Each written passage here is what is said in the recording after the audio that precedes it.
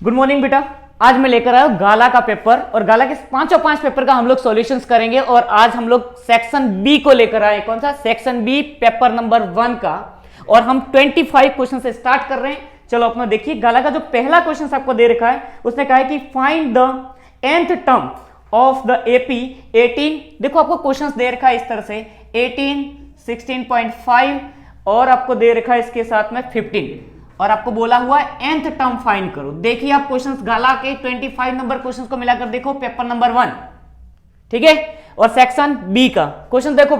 हमने पहले जब भी पढ़ाया था तब बता चुका हूं बेटा कि जो पहला टर्म होता है उसे हम लोग a1 कहते हैं। तो a1 तो हमारा क्या हो गया 18। सेकंड टर्म को हम क्या करते हैं, सेकंड टर्म फाइंड करने के लिए हमारा फॉर्मूला होता है डी के लिए क्या होता है बेटा a2 माइनस में a1। तो आपको पता है ये आपका a1 है, ये आपका a2 हो गया और ये आपका a3 हो गया। तो अब आप ध्यान करो कि a2 में से आप माइनस, तो मैंने आपको एक बात और पहले से बता चुका हूं बेटा ऑलरेडी कि अगर पीछे का संख्या जो होती है वो डिक्रीजिंग ऑर्डर में अगर आती है तो सर हमारा डी हमेशा माइनस में आएगा, है ना। तो देखो इधर ध्यान करो, तो हमारा क्या हो जाएगा इधर 6.5 माइनस में कितना हो गया 18। तो हमारा आंसर क्या आएगा 1.5 और वो भी किसका आ जाएगा माइनस का। तो डी आपका कितना आ गया -1.5। अब उसने क्या बोला एन टर्म फाइंड करो बेटा। तो हमें ए मिल गया और डी मिल गया। तो हम डायरेक्टली अपना फॉर्मूला यूज करते हैं कौन सा एन टर्म का। तो ए एन बराबर ए प्लस एन माइनस 1 और क्या आ जाएगा डी। अब देखो पता है आपको ए एन की कोई वैल्यू नहीं है तो फिर नहीं उतारेंगे ना भाई। तो ए एन की कोई वैल्यू नहीं उतारी। ए की वैल्यू कितनी हमारे पास 18 दे रखा सर। उसके बाद एन कितना है, एन नहीं दे रखा। उसके बाद 1 का 1, डी कितना दे रखा है माइनस का 1.5। समझ आई। अब आप ध्यान करो इधर, अगर माइनस का 1.5 एन के साथ मल्टीपल करेगा तो क्या हो जाएगा, तो यहां पर आपका हो जाएगा -1.5 एन और इसके बाद 1 के साथ मल्टीपल करेगा माइनस प्लस हो जाएगा। तो प्लस का 1.5 हो गया। अब आप ध्यान करो ये 1.5 आगे जाएगा किसके साथ 18 के साथ प्लस हो जाएगा। किसके साथ 1.5 18 के साथ प्लस हो जाएगा। तो हम लोग लिखेंगे क्या बेटा इधर 18 प्लस में 1.5 और प्लस में माइनस में क्या आएगा आपका माइनस में आएगा 1.5 एन, ठीक है। अब ध्यान करो आप इन दोनों को प्लस करेंगे तो कितना हो जाएगा 19.5 और माइनस में कितना आ जाएगा। इस तरह से हमारा बी पहला क्वेश्चन 25 कंप्लीट होता है, ठीक है। लिख लीजिए चलो फटाफट। अब क्वेश्चन नंबर 26, क्वेश्चन नंबर 26 कपड़ा कहां है, क्वेश्चन नंबर 26 कपड़ा लो। तो क्वेश्चन नंबर 26 में क्या कह रहा है देखो, क्वेश्चन नंबर 26 पढ़िए। उसमें कहा है कि which term of AP 13, 20 and 27 is 384। देखो हमें दे रखा है कौन सी टर्म है, तो इसको भी ध्यान करो बेटा। क्वेश्चन नंबर 26 का क्वेश्चन पढ़ो अच्छी तरह से। तो क्या लिख रखा है 26 के क्वेश्चन में, उसने दे रखा है बेटा 26 के क्वेश्चन में उसने कहा है देखो कि एपी, देखो उसने बोला है कि टर्म और आपको फाइंड क्या करना है nth टर्म फाइंड करना है, सिर्फ n फाइंड करना है आपको इसमें 13, 20, 27। देखो आपका सवाल इस तरह 13, 20, 27 और डैश डैश करके 384 दे रखा है। मतलब समझ आया, मैंने आपको पहले ही बताया था जो लास्ट में होता है उसे हम an कहते हैं, जो फर्स्ट में होता है उसे हम a कहते हैं और दो संख्या के बीच में जो डिफरेंस जो गैप होता है उसे हम d कहते हैं, है ना। तो देखो भाई a बराबर हमारा 13 हो गया, d बराबर हमारा क्या होगा तो a2 माइनस में a1। तो a2 कितना है भाई 20। तो 20 में से अगर 13 माइनस कर दिया तो d बराबर कितना बचेगा, d बराबर 7 बचेगा, है ना। तो अब क्या करेंगे इसको, अब हमें an बराबर भी दे रखा है। तो an बराबर क्या दे रखा है, an बराबर देखा है 384। यहां तक आपको समझ में आ गया। अब देखो फॉर्मूला यूज कर लेते हैं इसका।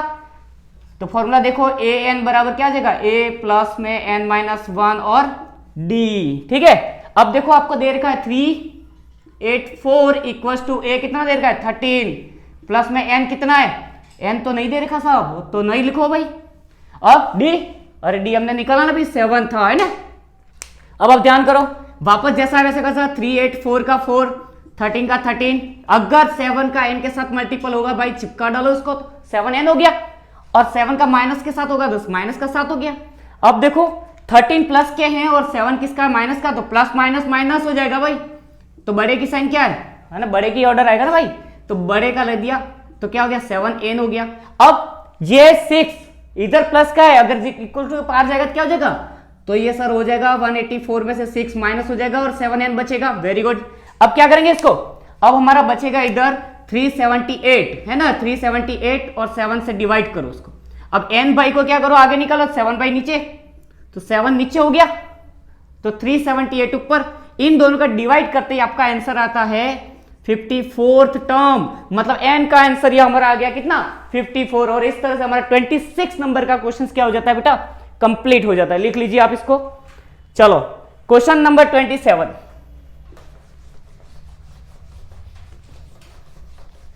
क्वेश्चन नंबर 27 देखिए बेटा, वीडियो को देखते हो आप, अच्छा लगता है तो आप दोस्तों अपने दोस्तों में शेयर भी करो, ठीक है। ऐसा नहीं कि खाली गोटी में मेहनत कर रहा हो, ये ध्यान रखना। हाँ ठीक है। क्वेश्चन नंबर 27 देखो, 27 क्वेश्चन पढ़ो, चलो क्या कह रहा है। तो 27 नंबर का क्वेश्चन कह रहा है कि the ratio of the surface area of to sphere, मतलब दो स्फीयर का रेशियो निकालना है। किसका, दो स्फीयर का रेशियो निकालने के लिए बोल रहा है वो। कितने स्फीयर है, दो, और दोनों का रेशियो आपको दे रखा है इसमें कितना, इसने दे रखा है 16:9 दे रखा है। और ये क्या दे रखा है, एरिया का रेशियो दे रखा है। किसका, एरिया का, हाँ एरिया का है ये, किसका, एरिया का। अब उसने फाइंड किया, वॉल्यूम का रेशियो निकालो आप। किसका रेशियो निकालना है आपको फाइंड करना है रेशियो ऑफ वॉल्यूम। क्या फाइंड करना है, रेशियो ऑफ वॉल्यूम। आपको वॉल्यूम का रेशियो फाइंड करना है। तो देखो पहले सुनो, पहले आपको ये दे रखा है, तो आपका सबसे पहले होगा एरिया ऑफ स्फीयर। तो देखो दो स्फीयर दे रखे बेटा यहाँ पे, तो देखो लिखते हैं पहले स्फीयर और सेकंड स्फीयर।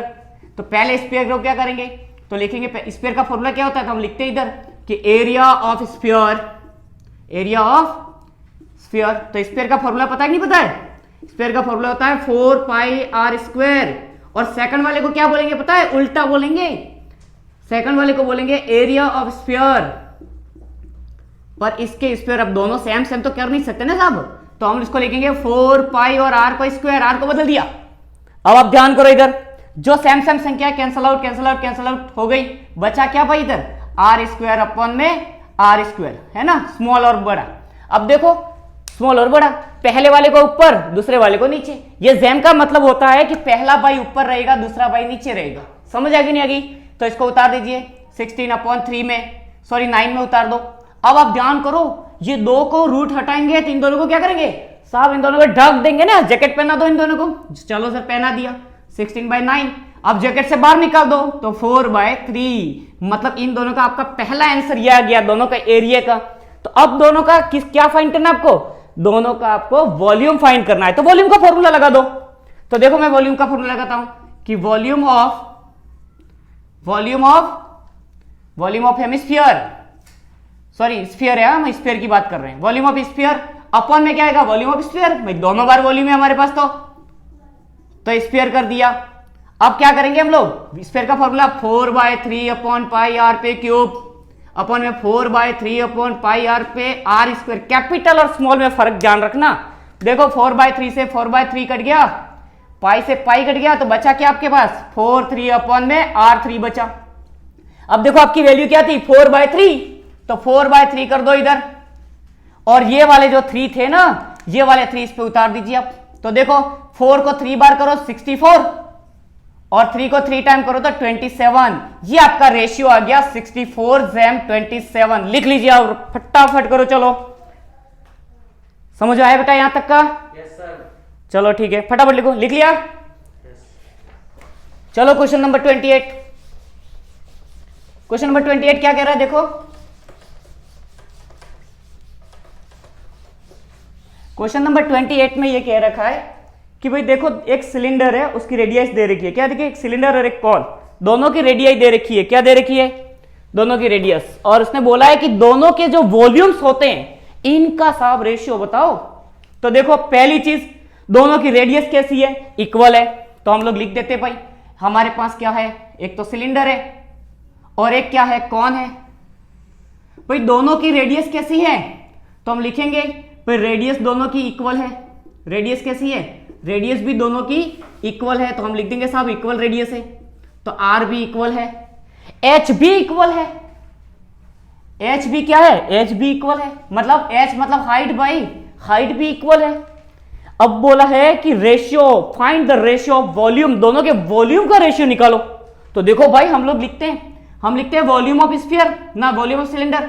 तो देखो वॉल्यूम ऑफ सिलेंडर, तो सिलेंडर का वॉल्यूम क्या होता है भाई, सिलेंडर का वॉल्यूम होता है पाई आर स्क्वायर एच। हमने सिलेंडर के वॉल्यूम को स्मॉल आर कहा, ध्यान दे देना। अब हम लोग क्या कह रहे हैं इधर, अब देखो इधर इसने बोला कि स्मॉल आर, इसको भी स्मॉल आर कहेंगे, इसको भी स्मॉल आर कह दिया, हाइट भी दोनों की सेम थी तो इसको भी एच कह दिया, इसको भी एच कह दिया। अब क्या कहा इसने, सुनो आगे। अब वो कह रहा है इधर कि वॉल्यूम ऑफ, किसका वॉल्यूम लिखेंगे, वॉल्यूम ऑफ कौन, वॉल्यूम ऑफ कौन, किसका, कौन का वॉल्यूम। तो कौन का वॉल्यूम लिख दिया, क्या था 1/3 अपॉन में 1/3 पाई आर स्क्वायर एच। भाई देखो इसने क्या कहा था, उसने कहा था आर भी सेम है सब, तो पाई से पाई तो कट गया। अब इसने क्या कहा था, ध्यान करो, एच स्क्वायर अपॉन एच, और अपॉन में क्या कर दिया बेटा 1/3 और आर स्क्वायर और एच। इसने क्या कहा था, दोनों के दोनों सेम है तो एच से एच भी कट गया आपका, कटा कि नहीं कटा, एच से एच कट गया, आर स्क्वायर से आर स्क्वायर कट गया, तो ऊपर कुछ भी नंबर नहीं हो तो हम क्या लिख देते हैं, 1 नंबर लिख देते हैं ना। तो हमारा आंसर क्या हो गया साहब इधर, तो हमारा आंसर यहां पर हो गया क्या, क्योंकि ये 1/3 कुछ ऐसे थे बेटा, ऊपर तो 1 लिख दिया, नीचे 1/3 कुछ ऐसे हैं, तो नीचे का आदमी चल करके कहां चला जाता है, ऊपर चला जाता है। इसका मतलब हमारा जैम क्या हो जाएगा, 3 ये आपका आंसर होगा। क्यों, क्योंकि नीचे का संख्या अपॉन में थी इसलिए वो ऊपर चला गया। तो हम बोलेंगे सिलेंडर और कॉन के बीच में क्या वॉल्यूम होगा, तो हम लिखेंगे 3:1 का रेशियो होगा इनके वॉल्यूम का। ठीक है, लिख लो। चलो क्वेश्चन नंबर 27, ये 27 ही था ना, 28 था बेटा वो क्वेश्चन नंबर। अब 29 कर रहे हैं, कौन सा कर रहे हैं, 29 नंबर का क्वेश्चन। ठीक है, 29 नंबर के क्वेश्चन को पढ़ो।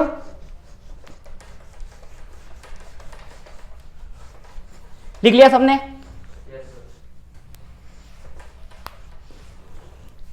Question number 29। क्वेश्चन नंबर 29 क्या कह रहा है बेटा, क्वेश्चन नंबर 29 ने कहा है कि तुम्हारे पास एक पैकेट है, उसके अंदर स्क्रू भरे हुए। भाई देखो आपके पास एक पैकेट है इतना बड़ा, और उसके अंदर आपने स्क्रू भर रखे बहुत सारे। भाई ये सब स्क्रू है, ये 1 2 इसका स्क्रू, ये तीसरा स्क्रू, ऐसे आपने 500 स्क्रू भर रखे।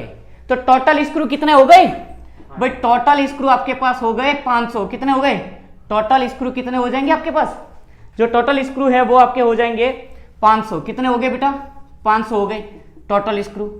तो टोटल स्क्रू 500 देगा। और डिफेक्टिव स्क्रू कितने हैं बेटा इसमें से, तो डिफेक्टिव स्क्रू जो है, डिफेक्टिव स्क्रू जो है आपके पास वो है आपके 80। तो बेटा ये याद रखो कि अगर 500 टोटल था उसमें से डिफेक्टिव कितने हैं 80, तो डिफेक्टिव को माइनस कर दो तो गुड स्क्रू कितने होंगे, अच्छे वाले मतलब। तो गुड स्क्रू हमारे पास होंगे कितने, तो साहब 500 में से 80 को माइनस कर दो, वही तो मैं बोल रहा था। तो अब कितना हो गया, 420 हो गया। अब 420 तो अच्छे वाले। अब क्या बोल रहा है वो कि आप प्रोबेबिलिटी फाइंड करिए उनकी जो अच्छा है, तो हम लिखेंगे ना भाई, क्या लिखेंगे, क्या हम लिखेंगे फॉर इवेंट ए, है ना, प्रोबेबिलिटी ऑफ गुड स्क्रू, है ना, प्रोबेबिलिटी ऑफ गुड स्क्रू, कौन से स्क्रू की, गुड स्क्रू की प्रोबेबिलिटी निकाल देंगे बराबर। तो गुड स्क्रू की प्रोबेबिलिटी तो अपन लिखेंगे क्या, गुड स्क्रू के लिए हम लोग क्या लिखेंगे, गुड स्क्रू हमारे पास कितने हैं 420 और 500, 0 से 0 कैंसल आउट हो गया, 42/5 50 रहा। अब इन दोनों को कैंसल आउट करो, 2 से दोनों कैंसल आउट हो रहे हैं, तो 21/25 ये आपका फाइनल आंसर आ रहा है। लिख लीजिए आप 29 नंबर के क्वेश्चन को। हो गया क्लियर। चलो क्वेश्चन नंबर 30। क्वेश्चन नंबर 30 क्या कह रहा है बेटा,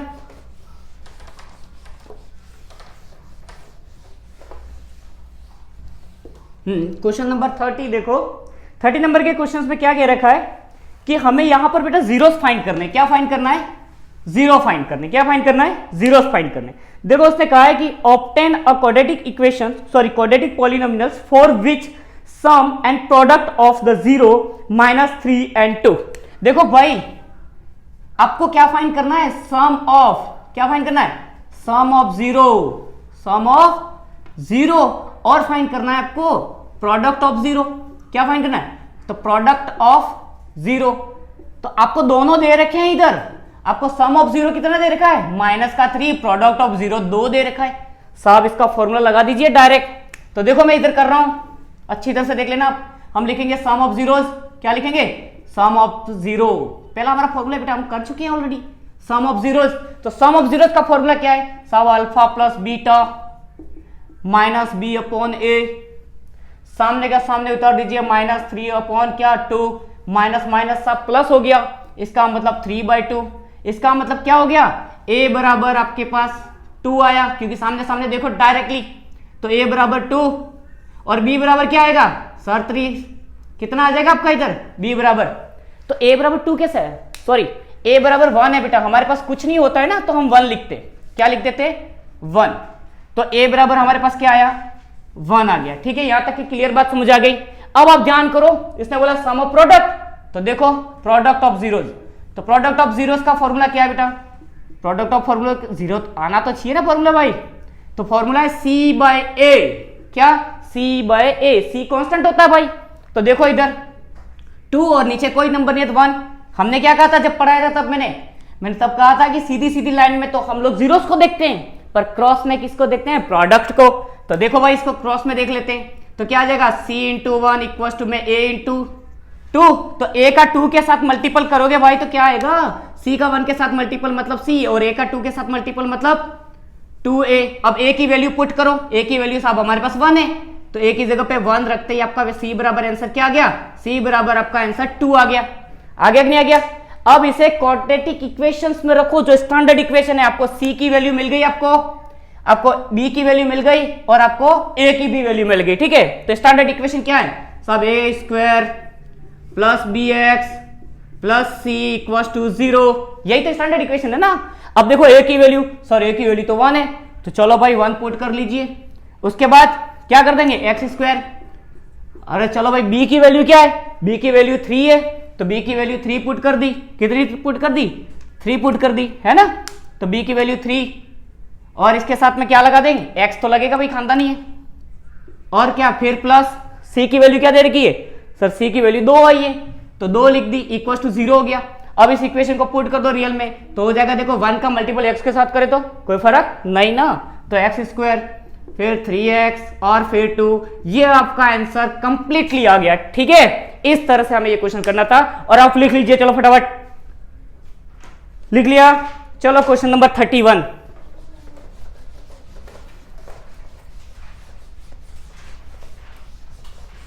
हम्म 31 नंबर का क्वेश्चन पढ़िए, क्या कह रहा है,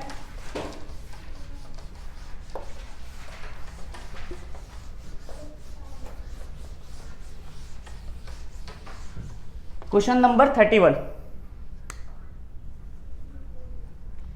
31 नंबर का क्वेश्चन देखिए आप। 31 नंबर का क्वेश्चन कह रहा है कि find the zeros of quadratic polynomials x² plus 7x plus 10 and verify the relations between zero and coefficient. इसमें भी ये दोनों बातें पूछिए बेटा, चलो कर लेते हैं। देखो इसने इक्वेशंस दे रखा है आपको, इसने कहा है कि x² तो प्लस 7x और प्लस 10, ठीक है। आप सबसे पहले वो टुकड़ा करो जो मैंने आपको 4.2 में भी सिखा रखा है, 4.1 में भी सिखाया है, 2.2 में भी सिखाया है, याद करो उस फॉर्मूले को। तो देखो x² फिर क्या आएगा साहब हमारा टुकड़ा, तो देखो टुकड़ा में आपको नहीं पता तो एक बार कलर में लिख देता हूं कि 5x प्लस में 2x और प्लस में क्या आ जाएगा हमारा 10 वापस आ जाएगा, है ना। तो देखो इधर ये टुकड़ा मैंने इसका कर दिया, देखो प्लस प्लस प्लस हो जाता है साहब, दोनों को प्लस कर दिया मतलब 7 हो गया। अब जोड़ी बना दी हमने, बन गई कि नहीं बन गई जोड़ी। अब जोड़ी में से क्या करेंगे कॉमन, तो देखो x इंटू एक्स कर दिया, फिर 5 इंटू एक्स कर दिया, फिर 2 इंटू एक्स और फिर 2 इंटू 5। समझ रहे हो आप लोग। अब देखो इसमें से कॉमन निकाल दो, क्या निकालना है कॉमन निकाल दो, बहुत इजी है यार। x निकल गया तो क्या बचा x प्लस 5, और इधर से क्या बचेगा आपका, इसमें भी 2 और 2 कॉमन निकल गया तो क्या बचा x प्लस 5। दिख रहा है कि नहीं दिख रहा है। अब देखो इधर जो बार वाली संख्या उसको पहले लिख दो, तो x प्लस 2 और इधर क्या आएगा x प्लस 5 इक्वल टू 0। अरे ये तो भूलो ही मत, इक्वल टू 0 तो समझ आएगी बात क्लियर। अब क्या करेंगे, अब भाई दोनों के सामने 0 रख दो, अब दूसरे वाले के सामने भी 0 रख दो, रख दिया। अब देखो जो प्लस है उसे उल्टा बोलो, प्लस तो माइनस है ना, तो प्लस था तो उल्टा बोल दिया भाई, तू तो माइनस है। ये भी प्लस था तो उसको उल्टा बोल दिया, तू तो माइनस है भाई। अब दो आंसर हमें मिल गया अल्फा और बीटा, इसी को बेटा हम अल्फा कहते हैं, और इसको हम बीटा कहेंगे। तो अब अल्फा बीटा में उतार दीजिए उसको। तो देखो पहले सम ऑफ जीरोज, क्या सम ऑफ जीरो, तो सम ऑफ जीरोज का फॉर्मूला क्या आपका, अब बी बताया यार क्या करते हो, बी बराबर माइनस बी अपॉन में ए, है कि नहीं है। अब देखो अल्फा कितना दे रखा है आपका -2 दे रखा है साहब, और बीटा कितना दे रखा है, बीटा आपको दे रखा है -5 इक्वल्स टू माइनस बी कितना है आपके पास। तो देखो इसको थोड़ा सा समझो बेटा, अगर आपको ये इक्वेशन इधर मैं लिख रहा हूं, एक बार इधर देखिए आपकी इक्वेशन दे रखी है x² प्लस में 7x और प्लस 10, a बराबर कुछ नहीं दिया तो मतलब 1, अगर b बराबर 7 और c बराबर 10, समझ आ गई अब तक की बात। अब देखो -b, तो b कितने का आएगा, माइनस का आएगा कि नहीं आएगा, तो सर माइनस का कर दीजिए आप, तो लो मैंने कर दिया माइनस का बेटा। और a कितना है 1, हाँ तो 1, इन दोनों का माइनस माइनस प्लस करो क्या हो जाएगा, सर माइनस माइनस तो प्लस करेंगे तो क्या होगा, माइनस के 7 इक्वल्स टू -7, मतलब दोनों इक्वल आ गए, मतलब सम ऑफ जीरोस तो हमारा सही है। तो चलो प्रोडक्ट ऑफ जीरोस को देख लेते हैं। तो प्रोडक्ट ऑफ जीरोस, क्या product of zero, product of zeros देखो बेटा आप लोग, क्या फॉर्मूला है, अल्फा ट्वाइस बीटा सी बाय ए, है ना। तो देखो अल्फा कितना है आपका, अल्फा है सब हमारा कितना, अल्फा हमें दे रखा है -2 डिवाइड मल्टीपल -5, दिख रहा है यहां तक, देखो तो पीछे वालों को दिख रहा है, हाँ इधर ध्यान दो बेटा इधर। अब क्या करेंगे, c बाय ए, c कितना है 10, a कितना है 1, इन दोनों का मल्टीपल करने पर कितना आएगा, c 10 है, सॉरी c अपना 10, इन दोनों का मल्टीपल करो तो माइनस माइनस का मल्टीपल करते तो हमेशा पॉजिटिव आंसर आता है भाइयों, तो माइनस माइनस का मल्टीपल, और इस तरह से हमारा ये 31 नंबर का क्वेश्चन क्लियर हुआ। ठीक है, बाकी के क्वेश्चंस हम नेक्स्ट वीडियो में करते हैं, पर मैं तभी वो सब क्वेश्चन करूंगा जब आप सबसे ज्यादा शेयर करोगे और सब्सक्राइब करोगे। ठीक है, अपने वीडियो को देखो, और अगर अच्छा लगता है तो कमेंट भी जरूर करना। ठीक है, चलो बाय, नेक्स्ट वीडियो में मिलते हैं फिर।